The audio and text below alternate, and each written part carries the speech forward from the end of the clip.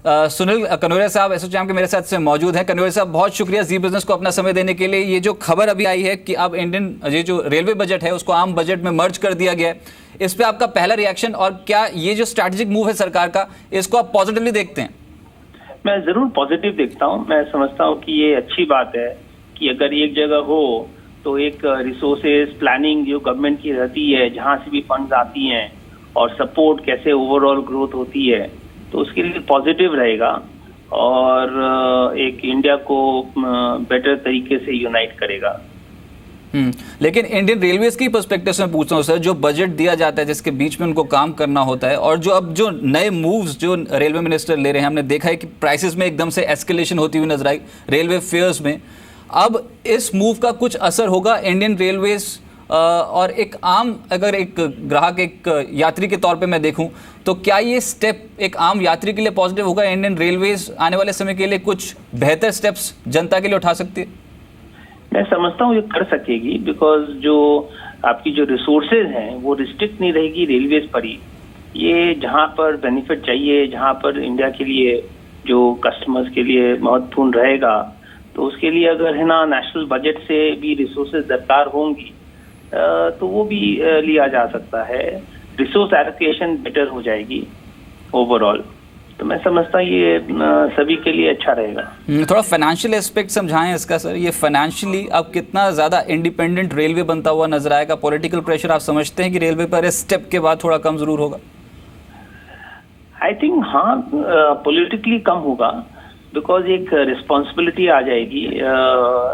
एक जगह जहाँ पर वित्त मंत्री में है, जहाँ ओवरऑल फाइनेंसेस और प्लानिंग बेटर होती है, तो कॉस्ट ऑफ फंड में बेटर इम्प्रूवमेंट हो सकती है। जहाँ पर आज वित्त मंत्री अपने जो फंड्स रेज करते हैं रिसोर्स एलोकेशन के लिए, जहाँ जहाँ कैपिटल एक्सपेंडिचर चाहिए, जहाँ रेवेन्यू एक्सपेंडिचर चाहिए, सही तरह का से एलोकेशन हो पाएगी फाइनेंसेस की, और रिसोर्सेज की प्लानिंग बेटर हो पाएगी।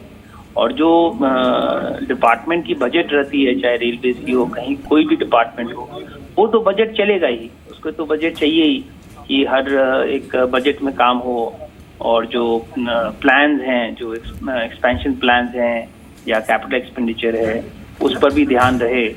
बट साथ साथ में जो फाइनेंसेस में एलोकेशन ऑफ रिसोर्सेज और raising of resources, I think बहुत बेनिफिट करेगा।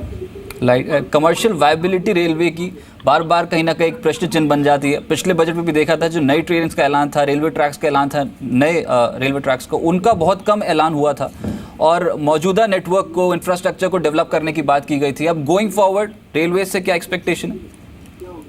मैं समझता हूँ कि रेलवे एक इम्पोर्टेंट क्षेत्र है इंडिया के लिए। हर चीज को खाली प्रॉफिटेबिलिटी के हिसाब से नहीं दे सकेंगे। अगर हमें सुविधा देनी है लोगों के लिए, तो कई चीज करने पड़ती हैं, जिसमें कि फुल वायबिलिटी नहीं भी हो, फिर भी सपोर्ट करना पड़ता है हमारे नागरिकों के लिए, हमारे सिटीजन के लिए। तो उसको इस क्षेत्र से ये कंबाइन करने से एक बेनिफिट मिलेगा कि हमारी क्या ओवरऑल ऑब्जेक्टिव है, क्या सुविधाएं और क्या बेनिफिट लोगों को दे सकते हैं, और उसके लिए जो भी रिसोर्सेज चाहेंगे वो एक तरीका से मिल जाएगा। समय से पहले बजट का आना, ये कितना बड़ा आपको स्ट्रैटेजिक मूव लगता है सर? क्योंकि अब जो मेजर तारीखें हैं वो पहले होती हुई नजर आएंगे, प्रीपोन होती हुई नजर आएंगी। आई थिंक मेन एडवांटेज रहेगा कि जो प्रोसेस है बिल का पास का, आज जो अप्रैल फर्स्ट वीक में होती थी, वो एक्सपेक्टेड है कि इसके कारण से मार्च में ही कंप्लीट हो जाएगी, ताकि लोगों को पता है कि 1 अप्रैल से हमारी ये चेंजेस आई हैं और इसको हम इम्प्लीमेंट कर सकते हैं। जी मिस्टर कनोरिया, साथ ही जिस तरह से मर्जर की जो बात हो रही है सामने, एक चीज़ मैं और ही जानना चाहती हूँ। कुछ वॉइसेस ये भी हो रही थी कि रेलवे बजट का अगर मर्जर होगा तो शायद जो रेलवे कैपिटल एक्सपेंडिचर है उस पर कोई इम्पैक्ट ना हो, तो उस फ्रंट पर कोई इम्पैक्ट आप देखते हैं? मैं समझता हूँ कि वो तो पॉजिटिव ही रहेगी। आज जो अगर है ना रेलवे की जो कैपिटल एक्सपेंडिचर है, जो भी रिसोर्सेज चाहिएंगी, आज ओवरऑल जो नेशनल बजट है, यूनियन बजट, उसमें से एलोकेशन हो सकती है, depending on the priority and depending on क्या दरकार है। जी, लेकिन क्या आपको लगता है कि फाइनेंस मिनिस्ट्री को एक ऑटोनॉमी ग्रांट करनी होगी रेलवे मिनिस्ट्री को, अगर मर्जर की बात हो रही है तो? आई थिंक इंडिया एक कंट्री है, हर गवर्नमेंट एक तरीके से ही काम करती है। आज हमारी हमारे प्रधानमंत्री हैं और हर मिनिस्ट्री तो साथ करके ही काम करती है। इससे एक होगी कि सबको साथ मिल करके ही, जैसे प्रधानमंत्री बोलते हैं सबका साथ सबका विकास, वैसे ही गवर्नमेंट में भी सबके साथ चलकर ही काम करना पड़ेगा। जी, शुक्रिया मिस्टर कनोरिया आपका बातचीत करने के लिए जी बिजनेस।